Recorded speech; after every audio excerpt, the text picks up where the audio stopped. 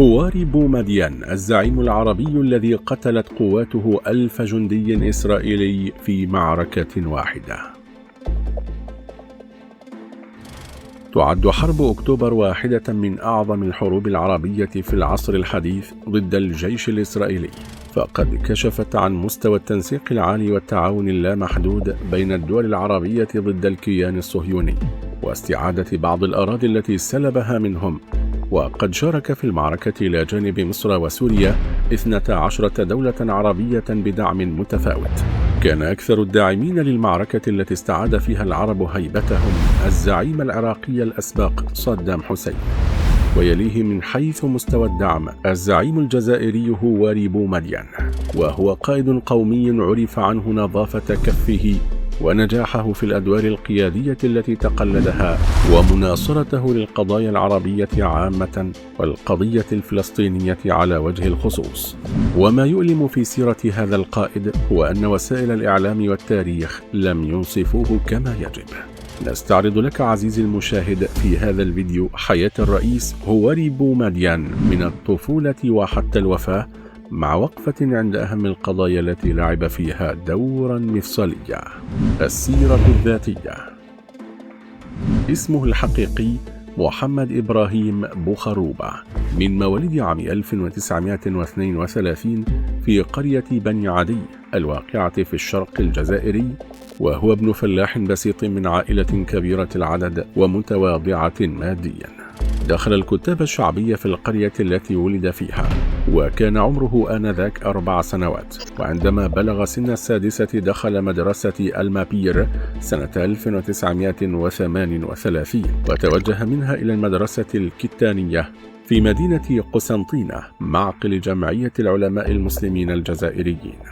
ولدى بلوغه سن 18 هرب من الجزائر إلى تونس لرفضه الخدمة العسكرية الإلزامية بجيش الاحتلال الفرنسي حينها، والتحق عام 1949 بجامع الزيتونة، ومنها إلى مصر ليلتحق بالأزهر الشريف ثم بالمدرسة العسكرية.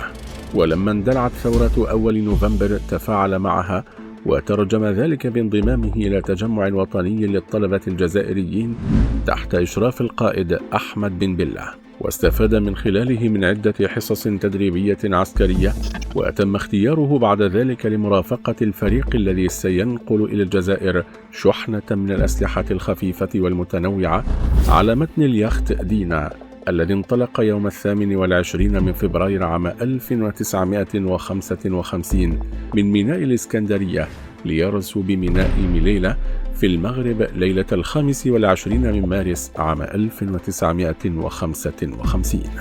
وهنا تم تفريغ الأسلحة وتحويلها نحو منطقة الغرب الجزائري، وهنا تبرز شخصية المجاهد هواري بومدين، وهو اسم اختاره بوخروبة لنفسه حتى لا يتمكن الاستعمار من تحديد هويته، وقد اشتهر بهذا الاسم حتى يومنا هذا. يلاقبه الجزائريون بالمستاش أو صاحب الشوارب بالعربية، وهي الشوارب التي لها دلالات عميقة في الموروث الشعبي الجزائري عن الرجولة والشهامة والأصالة. وله ألقاب أخرى كالزعيم أو الرئيس الذي لم يتكرر، بعد أن عاشت الجزائر خلال فترة حكمه عصرها الذهبي دبلوماسيا واقتصاديا. التحق هواري بومدين بجيش التحرير الوطني، وتدرج بالمناصب الثورية، فقد بدأ مسؤولا عسكريا في منطقة الغرب الجزائري، وتولى قيادة وهران من سنة 1957 إلى سنة 1960، ثم رئاسة الأركان من عام 1960 إلى تاريخ استرجاع الاستقلال في عام 1962. وعين بعد الاستقلال وزيرا للدفاع ثم نائبا لرئيس مجلس الوزراء، قبل أن يتولى رئاسة البلاد في عام 1965. تميزت فترة حكمه بالازدهار في جميع المجالات، خاصة المجال الزراعي، كما قام بتأميم المحروقات، وعمل على تقوية الدولة من خلال الزراعة والصناعة والثقافة. ويمكننا القول إن في عهده تغير كل شيء في الجزائر، سياسيا واقتصاديا واجتماعيا ودبلوماسيا. انتقلت معه الجزائر من دولة حديثة الاستقلال تصارع من أجل البقاء إلى دولة فاعلة إقليميا ودوليا. بومدين والقضية الفلسطينية.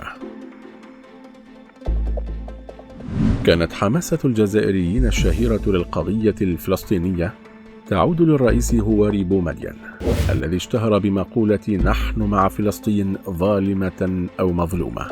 فعندما طلب ياسر عرفات رئيس منظمة التحرير الفلسطينية سنة 1964 من هواري بومدين وزير الدفاع آنذاك أن يساعدهم بالسلاح ويدعم ثورتهم ضد الكيان الصهيوني، فرد عليه الراحل: "اذهبوا أطلقوا رصاصة وأعلنوا قيام انتفاضة وسيكون لكم ما تريدون".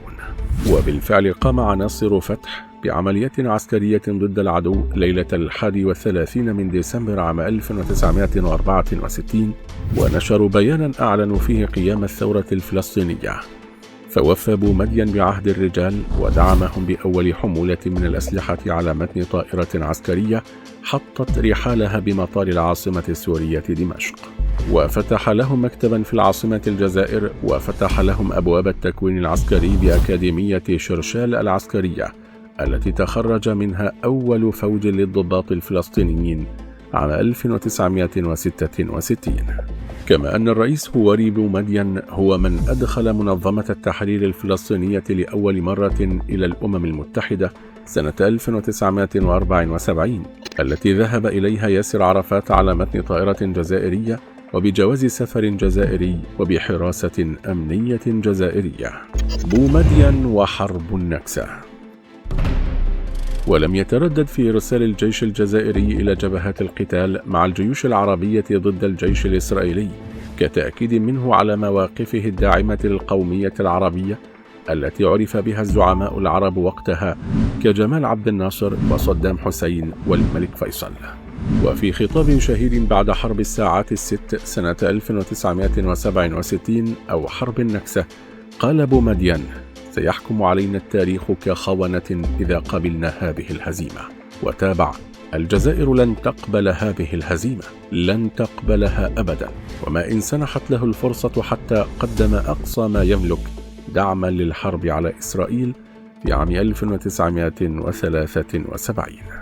الجزائر في حرب أكتوبر. أبدت الجزائر استعدادها لدعم القوات المسلحة المصرية، وحاولت مصر السعي لتعبئة العالم العربي والجزائر خاصة، إذ طلبت مصر منها الإمداد ببعض العتاد الحربي، وجاء سريعا بوصول 150 دبابة بتجهيزاتها وطاقمها وتموينها ومدافعها كافة.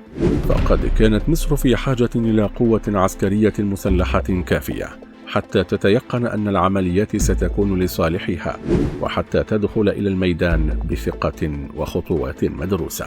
في الوقت ذاته استقبل بومدين مرة أخرى الفريق سعد الدين الشاذلي الذي وصل إلى الجزائر في زيارة سرية يوم 16 من سبتمبر عام 1973، وكانت مهمته إخباره بأن العد التنازلي قد بدأ، وباتفاق مشترك بين القيادة المصرية والسورية، أي إن الحرب ستندلع في حدود 3 أشهر، وقد تكون غدا وقد تكون بعد 89 يوما، كما جرى الاتفاق عليه مسبقا مع هواري بومدين، ولم تذع أخبار الزيارة إطلاقا. في الوقت ذاته أرسلت مصر وفدا لتسلم بعض التجهيزات العسكرية للقوات المصرية، وقد وضع بومدين تحت تصرف الجيش المصري ما يقدر ب60 طائرة حربية و150 سيارة مصفحة و100 دبابة كانت ستتسلمها الجزائر من الاتحاد السوفيتي بصفقة سلاح مستعجلة عقدها الرئيس الجزائري في موسكو، ودفع ثمنها 200 مليون دولار حملها معه إلى موسكو، وهو مبلغ يعادل 12 مليار دولار أمريكي في وقتنا الحالي. إلى جانب ذلك فقد سلمت الجزائر للقوات المسلحة المصرية 4 أسراب من طائرات ميج 17 وميج 21، إضافة لعشرات الطائرات التي بقيت رابضة في المطارات المصرية الآمنة لحين الضرورة. كانت الجزائر ثانية دولة من جهة الدعم خلال حرب عام 1973 بعد العراق المساهم على الجبهة السورية، فشاركت على الجبهة المصرية بفيلقها المدرع الثامن للمشاة الميكانيكية بمشاركة 2115 جنديا و812 صف ضباط و192 ضابطا جزائرية. وقد ذكرت بعض الوثائق العسكرية أن 96 دبابة و32 آلية مجنزرة و12 مدفعا ميدانيا و16 مدفعا مضادا للطيران وما يزيد عن 50 طائرة حديثة من طرازات ميج 17 وميج 21 وسو 7 شاركت بها القوات الجزائرية بشكل فعال. مجزرة الأديبة. وفور وصول القوات الجزائرية بكافة مكوناتها إلى معسكراتها توجهت إلى خطوط التماس مع العدو، وكبدت الجيش الإسرائيلي خسائر فادحة في العتاد والعدة. وكان أبرز المعارك موقعة ميناء الأديبة التي أفنى بها الجيش الجزائري لواء من ألوية الجيش الإسرائيلي، وهو اللواء المدرع 178 الذي أصبح أثرا بعد عين. وقد أقرت إسرائيل بأن مجزرة لحقت بجنودها في تلك المعركة. وخسرت إسرائيل أكثر من 900 مجند وضابط وصف ضابط بين قتيل وجريح وأسير. شهادات على القتال. من الجانب المصري نوه الرئيس الراحل أنور السادات أن جزءا كبيرا من الفضل في الانتصار الذي حققته مصر في حرب أكتوبر بعد الله عز وجل يعود لرجلين اثنين هما الملك فيصل ابن عبد العزيز عاهل السعودية والرئيس الجزائري هواري بومدين، في إشارة منه للثقة الجزائرية على الجبهة المصرية. وبحسب شهادات إسرائيلية فقد كان الهلع يتملك الجنود الإسرائيليين عندما تصلهم استخبارات تفيد بوجود قوات جزائرية تقاتل إلى جانب القوات المصرية في قطاعات الجبهة المصرية، حتى إن الجنرال أرييل شارون قائد القوات المدرعة الإسرائيلية أورد في مذكراته أن القوات الجزائرية التي شاركت إلى جانب الجيش المصري لعبت الدور الأكبر في ترجيح الكفة المصرية، ورفع المعنوية القتالية على خطوط التماس لمستويات لم تكن تتوقعها إسرائيل. وأنت عزيزي المشاهد، كيف ترى حياة الثائر والقائد هواري بومدين؟ وما هو تقييمك لأداء القوات الجزائرية في حرب أكتوبر؟ وفي نهاية حلقتنا مشاهدينا الكرام، إذا أعجبكم الفيديو لا تنسوا دعمنا بالضغط على زر لايك والاشتراك في القناة وتفعيل زر التنبيهات ليصلكم جديدنا إن شاء الله.